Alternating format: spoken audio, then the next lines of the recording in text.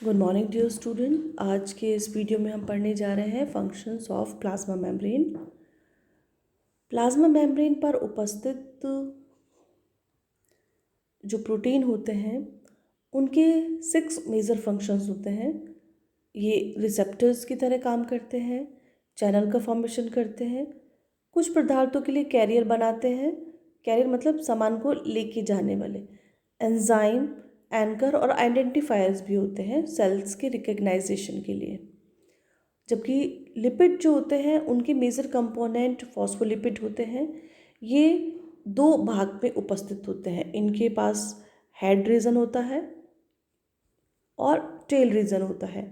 ऐसे लिपिड की बाइलेयर होती है। यहाँ पर ये टेल रीजन है और ये इसका हेड रीजन है। ऐसे की ऐसी पूरी लेयर्स होती है, लेयर में उपस्थित होते हैं। जो इसका हेड रीजन है वो हाइड्रोफिलिक है। हाइड्रोफिलिक मतलब जो कि जल स्नेही कहलाता है। और ये जो टेल रीजन है ये हाइड्रोफोबिक है, जिसको कि जल विरोधी कहा जाता है। ये जो टेल्स हैं वो एक दूसरे को फेस किए हुए होती हैं, जबकि ये इनके जो हिस्से होते हैं हेड वाले, ये एक्स्ट्रा सेलुलर फ्लूइड और ये इंट्रासेलुलर फ्लूइड की तरफ फेस किए हुए होते हैं। और यहाँ पर केवल लिपिड सॉल्युबल कंपोनेंट होते हैं ना इस मेम्ब्रेन के ये वाले पोर्शन के द्वारा, और गैसेस ही इजीली पास हो सकती है। जैसे ये हेड रीजन, ये पूरे इस तरह से बने रहते हैं। तो जो भी पदार्थ फैट सॉल्युबल होगा वो आसानी से इसमें से पास आउट हो सकता है। यहाँ किसी भी कैरियर चैनल की आवश्यकता नहीं होगी। कार्बोहाइड्रेट उपस्थित होते हैं। Carbohydrate combined with lipids. अगर जब लिपिड से कंबाइंड होते हैं तो यहाँ ग्लाइकोलिपिड कहा जाएगा उनको। ये जैसे मेम्ब्रेन है, मेम्ब्रेन के बाहर ये इस तरह से उपस्थित होते हैं कार्बोहाइड्रेट। और अगर ये लिपिड वाले पोर्शन से अटैच रहते हैं तो इनको ग्लाइकोलिपिड कहा जाता है। और अगर ये प्रोटीन वाले हिस्से पे अटैच रहते हैं तो इनको ग्लाइकोप्रोटीन कहा जाता है। Function as lubricant and adhesive, receptor and identifier. Adhesive मतलब यहाँ आकर कुछ अटैच होगा। रिसेप्टर किसी पदार्थ को ग्रहण करने वाले, और आइडेंटिफायर जो रिकग्नाइजर है वो तो है ही। Permeability the property that determine what substance can across. अब यहाँ हम परमिएबिलिटी पढ़ेंगे। परमिएबिलिटी क्या होता है कि कुछ जो मेम्ब्रेन या कुछ भी जो हम जिसके बारे में हम पढ़ रहे हैं इम्परमिएबल होती हैं, कुछ इम्परमिएबल जो कि किसी को पास नहीं करने होने देती। फ्रीली परमिएबल जिसके थ्रू आसानी से कोई भी पदार्थ पास गमन कर सकता है। Selectively permeable, something can cross other can not. कुछ तो क्रॉस कर सकता है और बाकी क्रॉस नहीं कर सकता। तो हमारी जो प्लाज्मा मेम्ब्रेन है वो सेलेक्टिवली परमिएबल है। पैसिव प्रोसेस, पैसिव ट्रांसपोर्ट के बारे में पढ़ेंगे। पैसिव जो उसमें से गमन करती हैं चीज़ें, use kinetic energy and proceed to equilibrium. जैसे मेम्ब्रेन है, इसके बाहर और अंदर की तरफ ये कोशिका है। कोशिका के बाहर का जो फ्लूइड होएगा उसको एक्स्ट्रा सेलुलर फ्लूइड कहा जाएगा, और कोशिका के अंदर का जो फ्लूइड होएगा उसको इंट्रा सेलुलर फ्लूइड कहा जाएगा। तो पैसिव प्रोसेस के थ्रू इक्विलिब्रियम बनाया जाता है कि एक्स्ट्रा सेलुलर फ्लूइड और इंट्रा सेलुलर फ्लूइड की जो कंसंट्रेशन है वो समान रहे।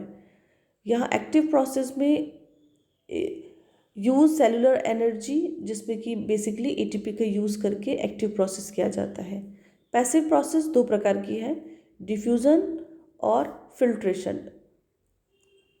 डिफ्यूज़न जिसमें कि जो मॉलिक्यूल्स होते हैं वो हाई कंसंट्रेशन से लो कंसंट्रेशन की ओर मूव करते हैं, और ये कंसंट्रेशन ग्रेडियंट्स के अकॉर्डिंग होता है। इसमें एनर्जी की आवश्यकता नहीं होती है। Diffusion across plasma membrane, lipid soluble molecules जो होते हैं वो तो प्लाज्मा मेम्ब्रेन से आसानी से डिफ्यूज़ हो जाते हैं, ईजिली चले जाते हैं। लेकिन जो नॉन लिपिड सॉल्युबल होते हैं वो चैनल प्रोटीन के थ्रू जाते हैं। ये है एक चैनल प्रोटीन जिसके थ्रू डिफ्यूज़न की क्रिया होती है। और जबकि यह है कैरियर जिसके थ्रू बड़े जो पार्टिकल्स होते हैं वो कैरियर के थ्रू मूव करते हैं। Osmosis 3 characteristic of osmosis. यहाँ ऑस्मोसिस कंसंट्रेशन से रिलेटेड होता है, क्योंकि कई पदार्थ जो होते हैं या सेल मान लीजिए जिसमें कि पानी की मात्रा अधिक है और बाहर पानी की मात्रा कम है, तो पानी की जो कंसंट्रेशन होती है वो जहाँ पानी अधिक है वहाँ से कम की ओर मूव करेगा। लेकिन इसको ऐसे समझा जा सकता है कि उसके अंदर सोल्यूट कितने घुलनशील है, क्योंकि जैसे सोल्यूट अधिक घुलनशील होंगे पानी की कंसंट्रेशन कम हो जाएगी और जो पानी है वो बाहर से अंदर की तरफ मूव करेगा। Water flow from low solute concentration to high solute concentration. अब यहाँ पे जो सोल्यूशन की पानी का जो फ्लो होगा वो सोल्यूट की कंसंट्रेशन पे डिपेंड करता है। अगर सोल्यूट की कंसंट्रेशन लो है और तो वो हाई कंसंट्रेशन सोल्यूट की ओर मूव करेगा। ऑस्मोटिक प्रेशर क्या होता है? The force of water of one solute move into the another solution towards the higher concentration of solute until equilibrium is reached. Tonicity क्या होता है? कोशिका की आकृति को बनाए रखने के लिए टोनिसिटी होती है। The effect of solute concentration on the shape of the cell membrane. यहाँ पर हम 3 प्रकार के सोल्यूशन की बात करेंगे, समपरासरी, अतिपरासरी और जिसको क्या कहते हैं हाइपोटोनिक कहा जाता है एक को। समपरासरी जिसमें कि इंट्रासेल्युलर फ्लूइड और एक्स्ट्रासेल्युलर फ्लूइड की कंसंट्रेशन बराबर रहती है। इस कंडीशन में वाटर का फ्लो कहीं पर भी नहीं होता, कांस्टेंट रहता है। हाइपोटोनिक सोल्यूशन अल्पपरासरी, जिसको हाइपोटोनिक कहते हैं, मतलब हाइपोटोनिक कंडीशन में जबकि बाहर का जो वातावरण है या एक्स्ट्रासेल्युलर फ्लूइड जिसको कहते हैं उसमें कंसंट्रेशन सोल्यूट की कम है, तो जो पानी है वो कोशिका के अंदर की तरफ मूव करेगा। इसको हम एक एग्जाम्पल ले सकते हैं किशमिश वाला। किशमिश को एक पानी से भरे बीकर में रखने पर जो पानी होता है वो किशमिश के अंदर चला जाता है, क्योंकि वो हाइपोटोनिक सोल्यूशन के अंदर है। One whose concentration of solute is lower than the intracellular fluid, water will move into the cell causing swelling and perhaps lysis. कोशिका के अंदर पानी जाएगा तो वो उसमें स्वेल्विंग फूल जाएगी वो और वो फट जाएगी। In red blood cells this is called hemolysis. ऐसा रेड ब्लड सेल के साथ होता है जिसको कि हीमोलाइसिस कहते हैं। हाइपरटोनिक सोल्यूशन, जब कोई भी पदार्थ को बहुत ही हाइपरटोनिक अतिपरासरी सोल्यूशन में रखा गया है। One whose concentration of solute is greater than the intracellular fluid, water will moves out of the cell causing shrinking और क्रिएनेशन। ये इस प्रकार से श्रिंकिंग हो जाएगी, यहाँ पर ये पानी इसके अंदर प्रवेश करेगा और ये कुछ थोड़ी देर में फट जाएगी, जबकि ये इतनी श्रिंक हो जाएगी इसमें से जो वाटर होगा वो बाहर की तरफ निकलेगा, क्योंकि ये हाइपरटोनिक सॉल्यूशन के अंदर उपस्थित है। फिल्ट्रेशन की क्रिया तब होती है जब कोई जो मॉलिक्यूल होता है बहुत छोटा होता है, वो जो मेम्ब्रेन पोर्स होते हैं उसके अंदर से पास नहीं हो सकता, तो वो पानी के थ्रू मूव करता है।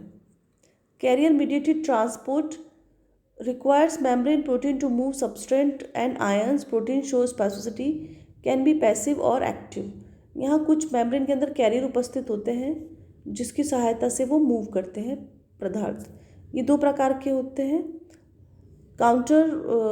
को transport move two substance in a same direction, counter transport move two substance in opposite direction. Example of carrier mediated transport, facilitated diffusion and active transport. ये मेम्ब्रेन है, इसके अंदर ये प्रोटीन है जिसमें यूनिपोर्टर जिसको कहेंगे केवल एक ही पदार्थ जा सकता है आ सकता है, सिनपोर्टर जिसमें 2 पदार्थ एक ही डायरेक्शन में, एंटीपोर्टर जिसमें 2 मॉलिक्यूल्स या कोई भी जो सब्सटेंट है जाने वाले वो अपोजिट डायरेक्शन में मूव करते हैं। फैसिलिटेड डिफ्यूजन के बारे में हम पढ़ते हैं। Use carrier protein to passive move larger component down concentration gradients. यहाँ पर कैरियर प्रोटीन की आवश्यकता होती है और यहाँ पैसिवली मूव होता है बड़े बड़े कंपाउंड्स का। Compounds bind two receptor site, ये इस प्रक्रिया में कंपाउंड जो होता है वो रिसेप्टर साइट पर आकर जुड़ जाता है और उसके स्ट्रक्चर में चेंज होता है, उसके स्ट्रक्चर चेंज होने की वजह से वो दूसरी साइड में उसको छोड़ दिया जाता है और फिर वापस अपनी स्ट्रक्चर पे आ जाता है। ये इस तरह से, जैसे कि ग्लूकोज मॉलिक्यूल है, ये कैरियर प्रोटीन है, ये आकर कैरियर रिसेप्टर साइड पर आकर बाइंड हुआ और इसका शेप चेंज हुआ, इसने इसको बाहर से अंदर की तरफ, ये एक्स्ट्रा सेलुलर फ्लूइड है, ये इंट्रासेलुलर फ्लूइड है, मतलब ये झिल्ली है, प्लाज्मा झिल्ली, और ये उसका कोशिका द्रव है।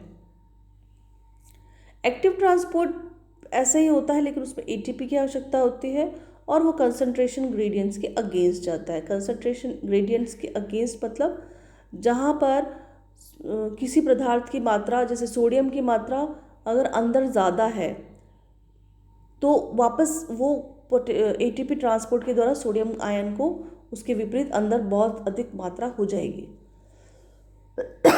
Sorry. Ion pumps carry essential ions to one side of a membrane from the others.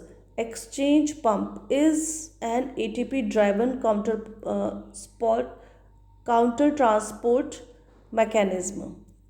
Best example of sodium potassium pump. Sodium potassium pump को पढ़ते हैं, यहाँ पर आयन का पंप होता है और आयन के पंप जो है कंसंट्रेशन ग्रेडियंट्स के अगेंस्ट होता है।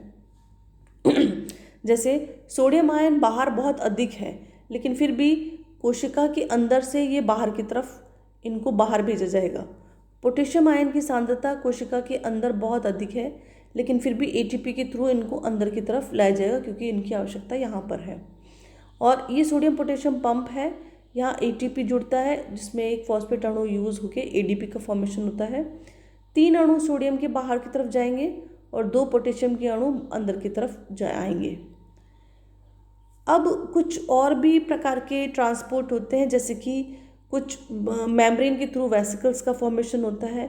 ये वेसिकल्स कुछ पदार्थों को अंदर की तरफ लाती है और कुछ पदार्थों को बाहर की तरफ ले जाती है। ये 2 प्रकार की, एंडोसाइटोसिस जो कि अंदर की तरफ आएगी, एक्सोसाइटोसिस कुछ पदार्थों को कोशिका के बाहर ले जाएगी, उसको एक्सोसाइटोसिस कहा जाता है। एंडोसाइटोसिस में एनर्जी की एटीपी की आवश्यकता होती है। यहाँ पे पैकिंग किया जाता है। Packed extracellular material in vesicles at the cell surface and move themselves into the cell. जो भी पदार्थ को अंदर ले जाना है उनको सेल मेम्ब्रेन अंदर की तरफ एक वेसिकल फॉर्म करेगी और उस पदार्थ को इकट्ठा करके अंदर की तरफ ले जाएगी। 3 की types, receptor mediated endocytosis, pinocytosis और फैगोसाइटोसिस। ये 3 प्रकार की क्रियाएं होती है एंडोसाइटोसिस के लिए। रिसेप्टर मीडिएटेड एंडोसाइटोसिस होता है जो कि रिसेप्टर को अंदर की तरफ लेता है। एक पिनोसाइटोसिस होता है और फैगोसाइटोसिस होता है। ये एक्स्ट्रा सेलुलर फ्लूइड है यहाँ पर, और ये एक वेसिकल्स है जो कि बाहर जो उपस्थित है उसको अंदर की तरफ लेगी, एक वेसिकल जैसी संरचना बनाई और अंदर की तरफ मूव करेगी और वापस ये एक्स्ट्रा सेलुलर फ्लूइड, जैसे इसको डाइजेस्ट करना है तो ये यहाँ से वापस इसको बाहर निकाल दिया जाएगा। जो भी कोई पदार्थ इसके अंदर उपस्थित होगा, जैसे लाइसोसोम आया है, इसका डाइजेशन करेगा और इसको बाहर की तरफ मूव कर देगा। एक्सोसाइटोसिस जो एंडोसाइटोसिस होती है उसकी बिल्कुल रिवर्स होती है। यहाँ पर अंदर की तरफ वेसिकल्स बन के बाहर की तरफ मूव कर दिया। Moving materials out of the cell by packaging substance in a vesicle that merge with the membrane required cellular energy. यहाँ पर भी एनर्जी की आवश्यकता होती है। ये यहाँ पर इस तरह से ये एंडोसाइटोसिस की क्रिया है।